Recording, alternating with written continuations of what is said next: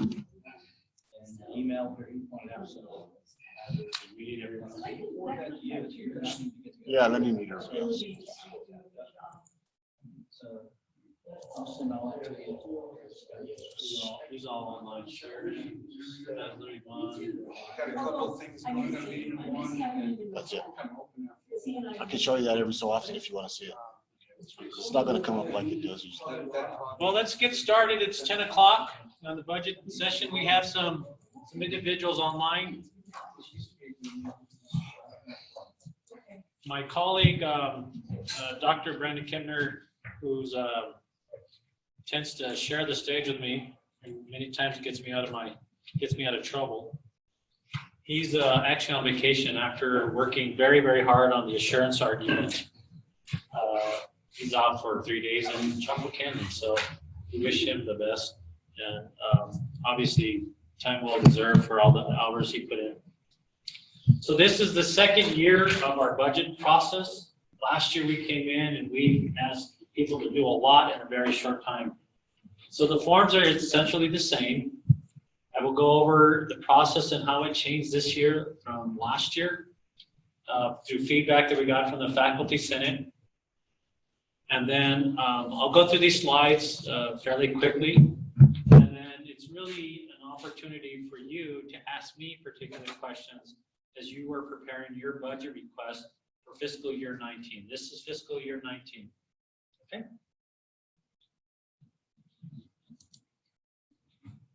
The people online, can you hear me? I guess, can someone give me a thumbs up? Yes, we can hear you. Okay, great. So the budget process basically starts off, and it always should start off in April. The reason we had kind of a bit of a delay was because the legislature, our budget was vetoed by the governor's office, not the legislature, by the governor's office. So it kind of threw us in a little bit of a turmoil, because as time got closer and closer to the new fiscal year, we had to start working on contingencies. And so the president asked me to start working on them, and that was pretty scary. And it was scary for one reason. We are highly dependent upon state appropriations. Nearly 60% or 70% of our budget comes from state appropriations. And you take that money out. The scenario I looked at, we'd have to furlough or let people go for maybe a year or so. It was like 70 or 80% of the people. It was really, really scary. You looked how highly dependent we're on state appropriations. So as we continue to balance our tuition and fees, we're going to have to look at that and plan appropriately. So we have President Minner's budget priorities. We also have, we'll go over the timeline. We'll also talk about what's new. This is the listening session for you to ask me questions, for clarifying questions. I'll review also the deadlines. And then the campus review, once you'll go back and you meet with your chairs, you meet your department, or you meet with your dean, or if your vice president's non-academic, then you meet with your vice president, and you'll basically provide the feedback to them. And then after that, we'll have an executive team review of all the requests like we did last year. And then President Minner will make his recommendation right around the December timeframe for FY19. This is what's new this year. What we found is in the academic instruction area, the priorities went from the chairs to the dean and the dean to the provost. But there was really no feedback for what process the deans use to make their recommendations onto the provost. So many department chairs said, well, okay, why did David's proposal get up there? And again, I thought I aligned it to the strategic plan. I had really concrete goals. How come they made it? So it was a big disconnect. So this year, we're asking that the deans sit down with their chairs and actually go through what most of us did on the operational side. I brought in all my directors, and they presented their requests, and then I provided them a feedback how I was going to make my determination. I have a lot of compliance in my area. I have security, I have safety, I have HR. These things and IT, some of these priorities rise to a higher level than someone saying, hey, I need another staff to kind of help with load. So that's what I kind of use, but that was a disconnect. So I know Provost Gonzalez has worked with the deans, and we have Dean Mayo here, and are working to fix that problem and provide some feedback to the instructional areas on how they're making their recommendations onto the next level. So that was the big disconnect. So we've adopted that procedure. This procedure came from the Faculty Senate, and we are A-okay in adding that on. Sorry, you got a call. So here's the budget process. This just kind of helps you guide how we go through it. The main point is that we'll make our recommendations to the Board of Regents. See that. We're going to try to get our FY19 budget approved sometime in February, which means once it's done, we can work on other stuff and start the process for FY20. Here's some information. Our state appropriations, we were cut 1.8 million last year. Tuition we increased with 1.3, but that kind of offset. Our grants have been basically flat. But that bottom number, 2.6 million since 2016. So all that hard work we did the last couple of years in raising our tuition, all we've done is level ourselves out. As we go forward, input into the tuition and fees, what is the correct blend and mix that we need is going to be a campus community, because we're getting to the point that over the last several years, we've increased tuition significantly, and we haven't really touched the expense side of the house.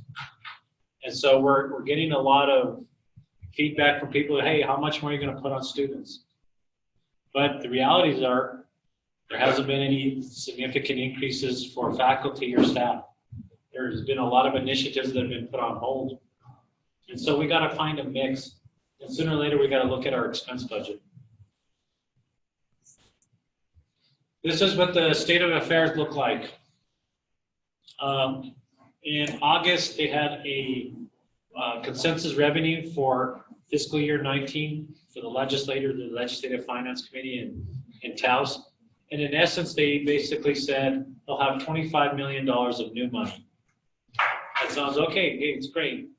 However, when they plugged the budget shortfalls for FY18, they used a lot of one-time money. So they're going to have to use that new monies to plug those holes. So in essence, what we're told is be happy with a flat budget. We've worked really hard to convince legislators that higher education is important.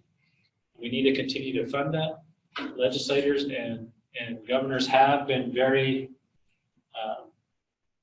good to higher education. And actually, we're funded at a higher level than most states. In some states, it's single digits. I think in Connecticut, I heard the other day, is like 4% state appropriations on some of those schools. So we're really lucky that we're in a higher level of getting funded from the state legislature. There is some new monies for 18 and 17. Those are going to actually get rolled in the coffers to build up the reserves. They got really dangerously low during this the oil and gas drop in New Mexico. The general obligation bonds is 164. We have our facilities building that we're asking for recommendation to getting funded, as well as infrastructure dollars. The severance tax, this is their little port dollars, 113 million. So when you're formulating your budgets and you have one-time requests, some of those requests, I'll get them, and if we get, they mount up to like a capitalized, like maybe some equipment, scientific equipment, or a really expensive piece of equipment, maybe we can go ask the legislatures to fund that piece. And we could maybe make a case to use some of that port dollars for that. The uncertainty or the risks for the forecast is the continuation of the oil and gas. possible federal changes in tax policy that's getting some traction now. And then the reporting for grocery receipts is seen to, taxation and rev has seen some anomalies within the amount of dollars they're seeing over a year. And it makes them concerned that maybe, is there an issue with maybe the system or reporting or collections there? But that is a problem that they're deciding. Yes. On that, on the service tax form, if we had a project, let's say, like in the library where we have old shelving and it's such a huge expense, somewhere around 3,000, is that something that we could propose to you or?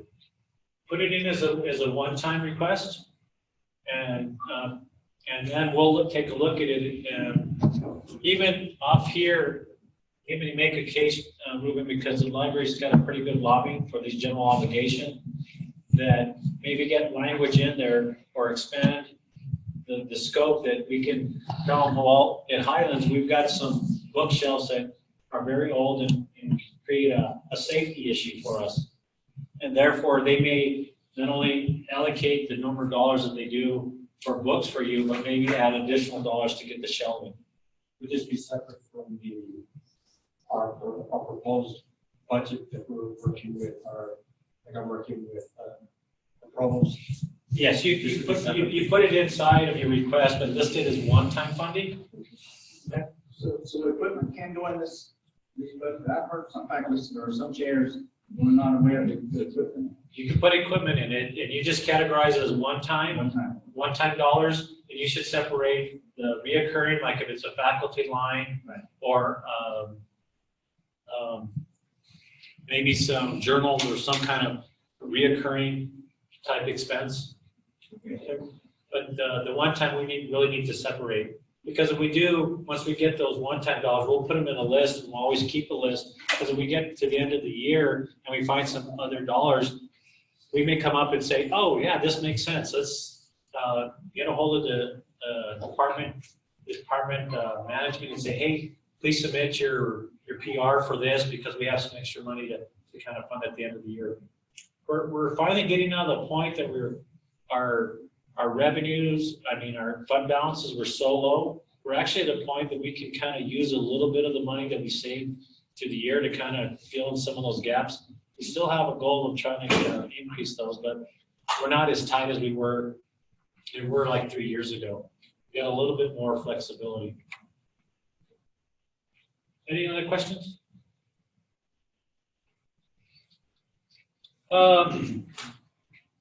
Obviously, we increased our tuition and fees, but we have our increases in some of the reoccurring, our banner licenses, those continue to go, our utilities.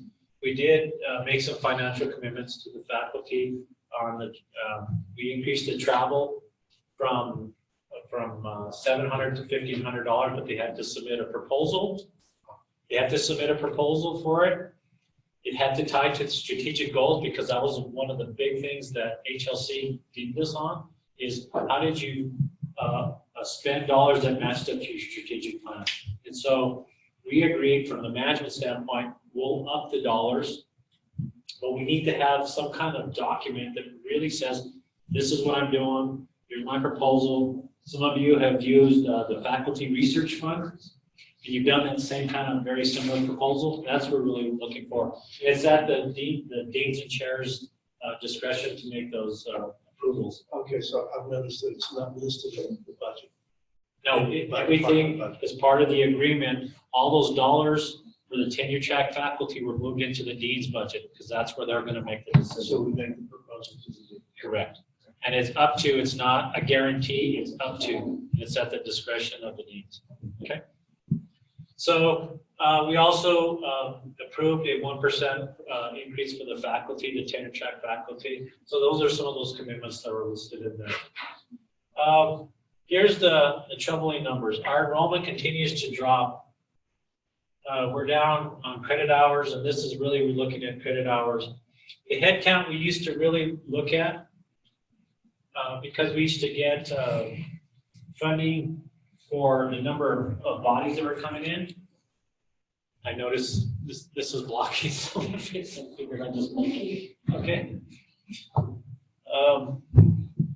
So the head count, yeah, those are actual bodies, but we're not getting any funding for it yet. Those numbers mean dollars for us for campus life initiatives. But for us, we're really looking at these credit hours, and this is our credit hour production. You really look at our centers. Our centers do produce quite a few number student credit hours for us. It is a significant part for us. But we're down 4% on student credit hours of the centers, 6. So we did our budget on. So, Max, just looking at your number right there, you have the exact same number overall for head count, and I don't think that's correct. Those numbers, you have the exact same numbers in columns 1 and 2 of 2017. Yeah, that may be wrong. I think that, right, numbers that were here. What's that number? Do you know what that number is, Thomasina? We're at 60. Oh, but I don't remember all this. This is somewhere in fall. Yeah. And, But I think that's a typo, because I think you're right that it's 3% down. Yeah. Now, so I noticed that you don't list the online students as a category yet. We started tracking them a little bit more efficiently. Are we going to include those numbers at some point? And kind of track how we're either growing or decreasing enrollment for that population? So Benito's question was, are we going to start separating out online student credit hours versus and as a different category to main campus centers? Is that your question? Yes, sir. I think we probably could right now. Those student credit hours for online are baked into the main campus numbers. Okay.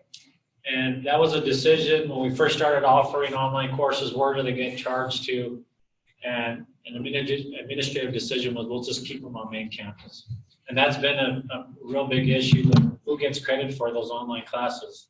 Is it the department that's teaching? Is it the center that's teaching? Is it the faculty? It's all over, and I don't think we've actually narrowed down on a decision on where it really should be.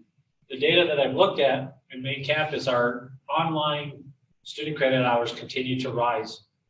And I think when you look at the overall dollars, it generates as an overall revenue for the year. Number one is the fall main campus. I think it's about 3.6 million, and then right below that is 2.8 million, which comes from online, and that has continued to grow. The good part, yeah, we're getting those students. The bad part is we have a lot of square footage, and you look at our occupancy rates for like classrooms, and that's the data that the legislators and policymakers are looking at and saying, wow, yeah, you guys are doing good. Your credit hours look okay, but when you start peeling back that onion, you start saying, well, okay, how efficient is G35? And you look and you say, out of an 8-hour period, I think it's like 10%. And you start saying can I go and ask for more money for renovations? And you go walk through the tech building. So maybe you should say, Max, that actually we do have to report those numbers to the state of our utilization. So they get those reports. Sylvia does those building utilization reports and shows every single teaching space and what the utilization is of that. And so that is something that we have to report. And so that's when you go for appropriation, when you go for asking for money for renovations. I mean, that's why New Mexico State closed down. Did they close down Alamogordo? No, Western shut down their TRC and grants. Like we shut down Raton and Espanola because in Tomasina's there we had a conversation. When you look at the number of hours generated and what you're paying on lease costs and everything else, financially doesn't make sense. We were spending $200,000 for 3 kids up in Raton. It just doesn't make sense for us. We have the flexibility as compared to like New Mexico State that has like Alamogordo branch campus. They need legislation to shut that one down. Our centers, we can open and close, we can expand. Our model gives us a lot more flexibility. But as we look at it, we as a campus community have to look at how we're using the spaces that we have. If social work goes online and really pushes it online, do we need to spend that I think it's 165,000 or 109, no, it's 165,000, I think, a year in lease space? It gets to the conversation, if you're teaching online, do we really want to offer you an office? Or should we just give you a stipend and pay for internet at home, and you teach at home, he provides you a computer, you teach from there? We don't have to have an office space. Everything gets put on electronic. So the footprint, our physical footprint may change. So really our main campus, it's really athletics that's helped driving it, plus the surrounding students that sometimes may not stay here. So those are the really scary demographics that we're working on. However, we have plenty of opportunity to grow in a lot of these areas. So I just want to reiterate, because I know that people worry about this, but Roxanne has been very, very clear that she is not thinking of our mainstream, our main traditional students that are 18 to 22 that are here on campus, and Warren can maybe talk about this as well, that we wouldn't still offer those programs on the ground. When she talks about growing online, she's really talking about growing specific programs.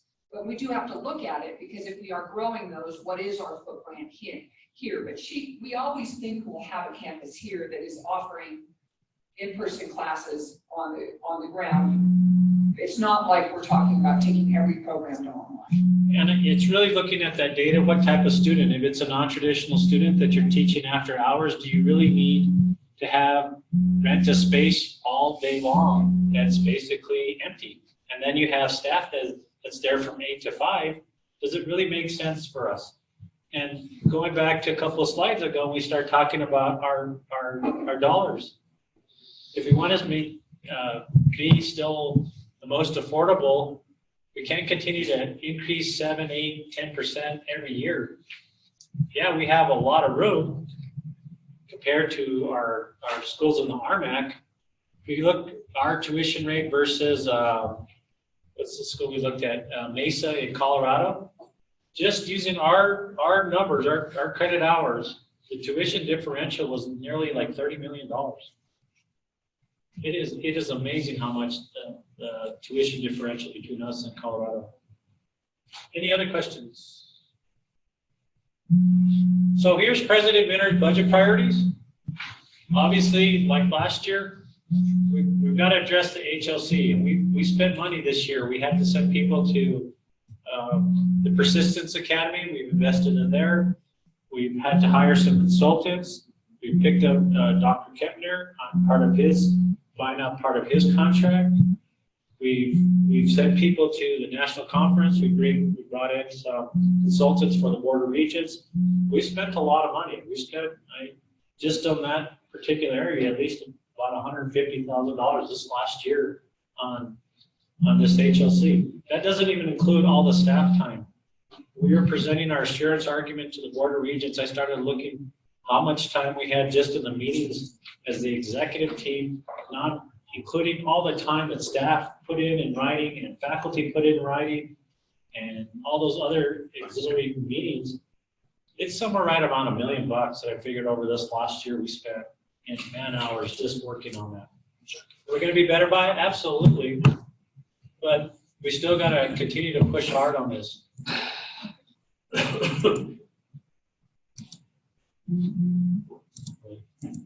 Something in a phone ringing or something. Okay.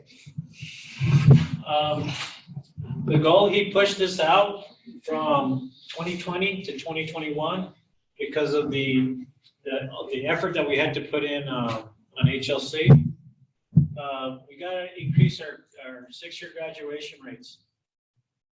With that. And our retention, we start talking about retention.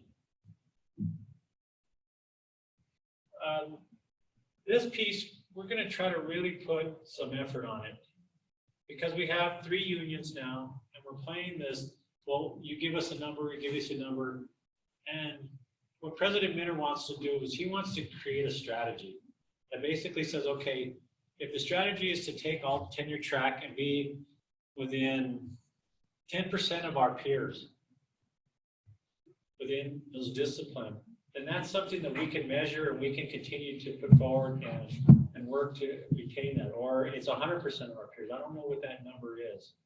Same thing within the staff. What is that blend within the market? Because once you get to that point, then we're not going this nickel and diming kind of stuff, 1%, 2%, all this other stuff.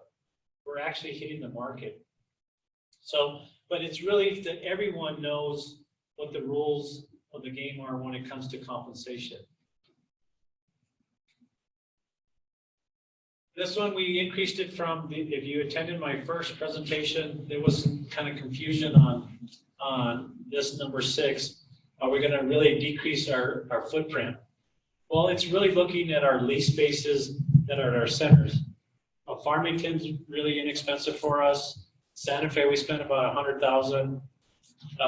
Rio Rancho is really $365,000.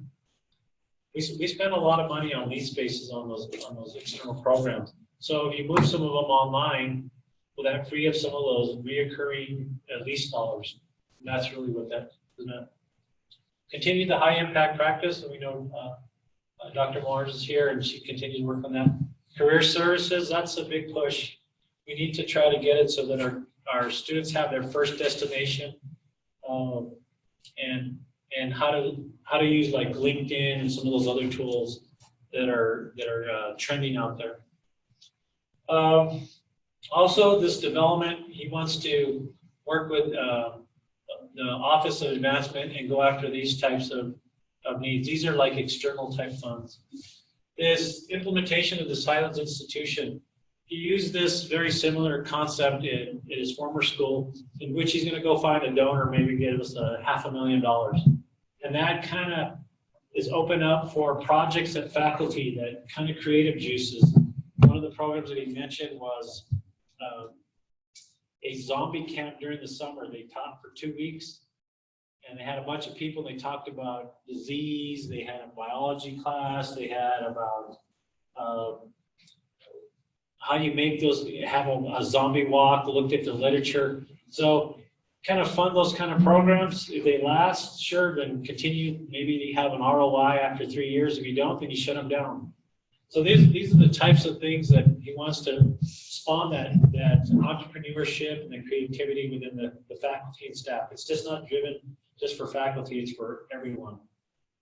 Maybe a boot camp on coding during the summer, or security, or something like that. Anything that's a little bit outside the normal traditional credit-bearing class. And then we like to try to get the track replaced. We have $500,000 that came from our chairman for the football field. That's money that we didn't have to try to find internally, or try to have to go get from the legislature, that we don't have to use somewhere else.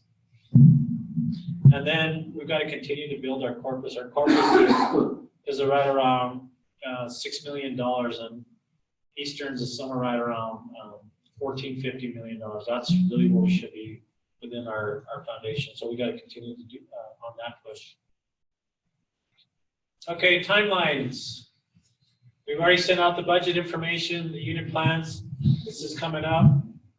Or it's actually, yeah, it's coming up this week, no, last week. Here's this listening sessions, and then this is the important date, the feedback to your deans and vice presidents. And then all your spreadsheets need to come to us. Please do me a favor. Use that same template. Don't use a PDF, because you create a lot of work for us, because then we got to go try to reformat it and try to pull out the numbers. It's really, really difficult. And then we're going to do the prioritization. We're going to meet with the executive team, and we'll get in the room. I'll make my pitch for my department, for my area of responsibility. Roxanne will make hers. Edward will make his. And last year, to let you know, you walk in and say, well, here, I think this is important. Your colleagues are gonna question you. Why do you need this particular FTE? Well, look at your data. You haven't increased it. And that's the kind of stuff that we try to pitch for our own departments. And then we'll do a final budget presentation right around that November. I want to try to do it before Thanksgiving. And then the budget due, we're going to try to get the budget to the Board of Regents or the recommendations to the Board of Regents.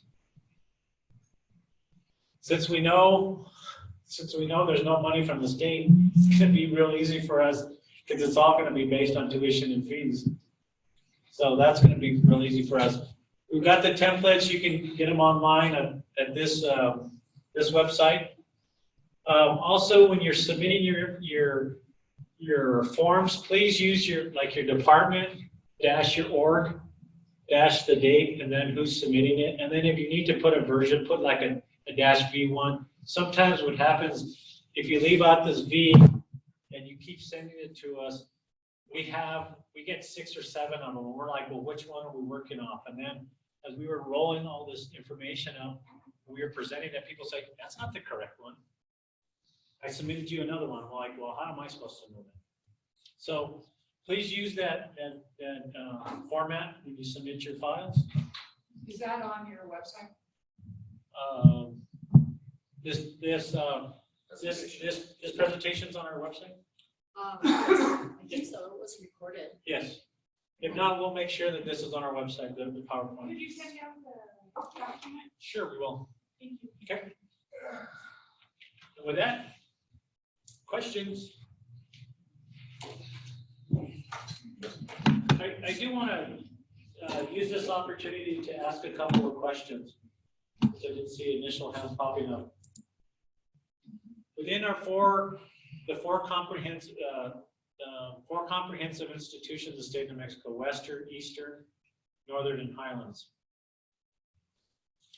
Who would you suspect would have the highest fall-to-fall retention in the state and of the 4-year schools? Not talking about the research institutions. Do you think it's Western? Fall-to-fall, yes, retention. And Edward can't answer. Western? No, maybe? Eastern. Eastern, okay. Number 2? Who do you think's number 2?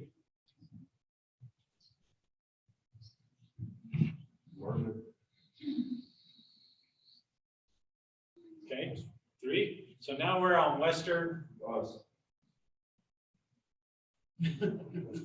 number 4. We're right around 56 versus 63. We're about a 5% difference between our peers. For every 1% retention, we make about $150,000 in tuition dollars. If we got to the level of Eastern, that's nearly $1 million more of dollars here. So I know we've been doing a lot of recruitment, but we've got to retain the students that are coming to our school because they're already familiar with us. So that's got to be a real push. If you talk about the fall to spring, we're still 5 to 8% below our peers. And within the area that we live and our affordability, we've got to do something. That's an effort that all of us have to work on. And I'll be happy. I do have some historical data over the last several years on fall to fall and fall to spring. So that is a plug though, just for everybody that is a plug. We've got the Power of Service Kickoff for customer service. That's a huge push this year. And it really is anybody from any person that the student touches. If you can make a difference, if they can make a personal connection with you, that will help retain that student. And so that kickoff is Thursday, the 28th, whatever, the 28th, right, Kimberly? So that is a big plug, and it is from everybody. Just even saying hello to somebody on the campus or whatever, because that difference for us to go up even just a couple percent in retention is really just even 20 students would make a huge difference. Yes. So that's something that you guys can do to have an impact on the students that are here. and we're going to continue to get out of where we're at, we're gonna have to look at our expense budgets. We're gonna have to look at how we get more students or keep more students here. We can spend $2 million on marketing in different areas, and that's gonna take a while before it actually hits us on our main campus, but we've got to do something different. That's something, I mean, just looking at the pure numbers, and I think that's where all of you can actually pitch in to help us all out. Questions?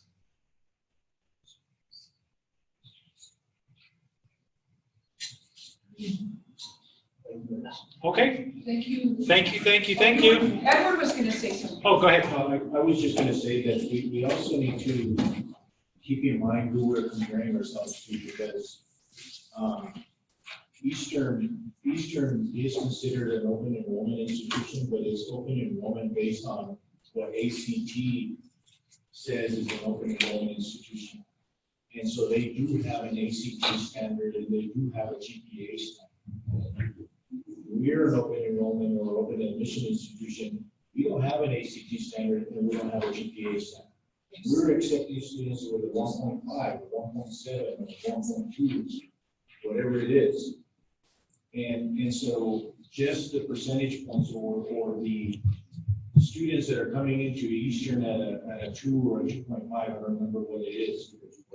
I think their standard is a 2.5, so they're accepting students that are more prepared theoretically than the students that we're accepting. And so we need to also keep in mind that if we wanted to increase our retention rate, all we have to do is increase our standards, and then we'll only let the high performing students in, and we do that. So we've also got to keep in mind that, yes, I completely agree with what Max is saying, is that we do need to increase our retention, because that's revenue that we will save in revenue that we wouldn't have to spend on recruiting.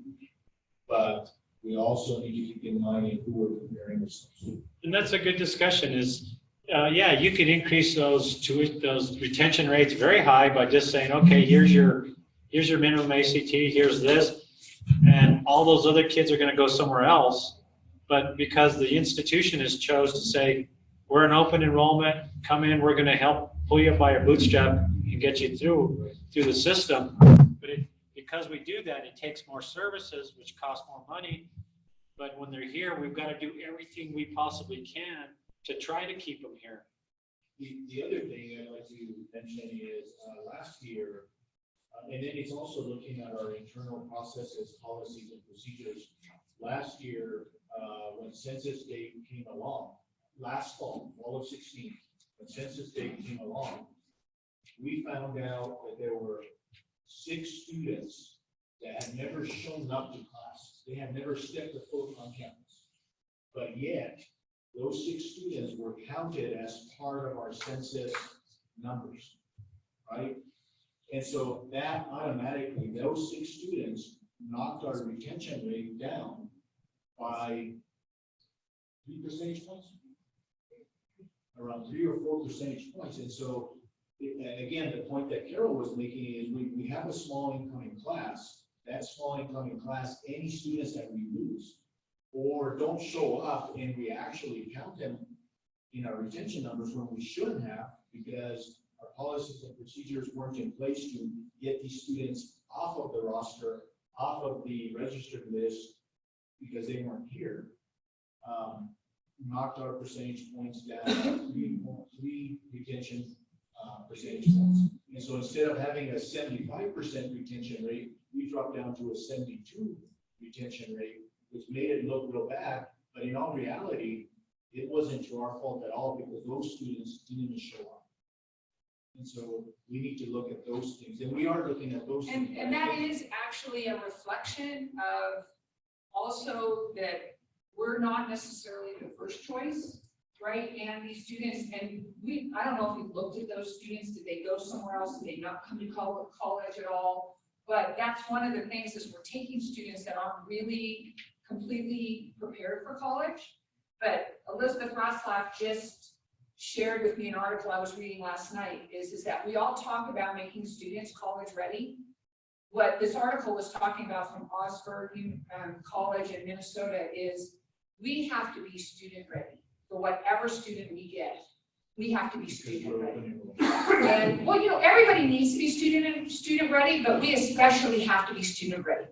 And so I think that, you know, faculty, there's not really any faculty left here, but faculty, when I was a faculty member, we were always like, give us a better student, maybe, you know, or what can we do to get the college student ready? But what we really need to do, and where we have been putting in the resources to say, how can we be ready? How can we be ready with our systems to work with every student that we get? Because Dr. Minner is committed to keeping us as an open enrollment, right?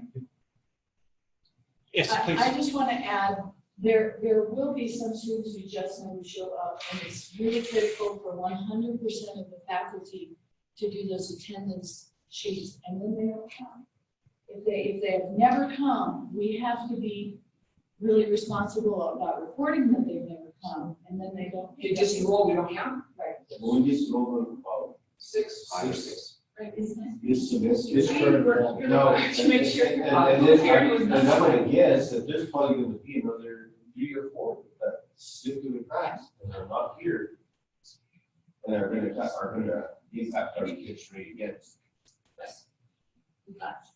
I'm really proud of that we were able to.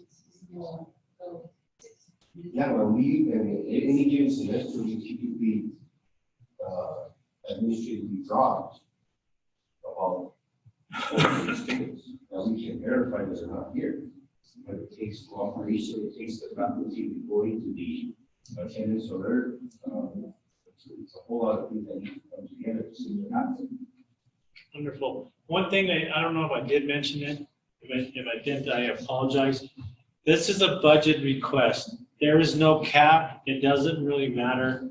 If you think it's important, please ask for it. If it's just categorizes it reoccurring versus non-reoccurring. There's nothing that says, please don't put a limitation on you because of the financial stuff we're going through. You never know what might get pulled out of that mill as it's going through the process. Okay, so please do not limit yourself. I know there's people that are fiscally conservative and they're going to submit something. Well, we don't have that much money. We're this. Don't do that to yourself. If you think it's important for you as a leader of your department, please submit what you think is appropriate. Okay, please.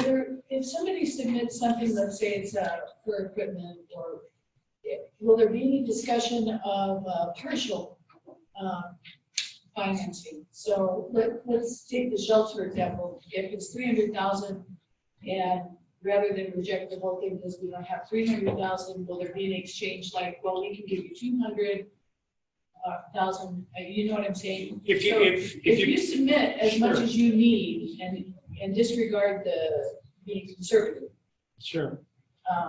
if it's too high, will there be any dialogue about we could partially fund it? Yeah, but I'd also put in the comment section saying this could be phased. Okay. And so that gives us abilities. We're looking at all that documentation and saying, well, we got a quote, we can do this floor and it's gonna cost us X amount of this, it's gonna cost us X amount. So that's very helpful because it's a one-time request and say, okay, Ruben, well, I've got 50,000, go ahead and start that first phase. Okay. And we can start working on it. Okay, sure. But we do read what you put in there, so please add more dialogue, because when we see it, it saves us time to go back and say, well, what are you really asking for? If you just have a position there with no data, no nothing, then you're basically saying, yeah, sure. I'll receive your request. So have a wonderful day. Thank you very much. Thank you. Thanks, Ed. Yes, sir. Thank you all online. I don't think we had any questions online. Did we? I didn't hear any questions. I don't hear any either.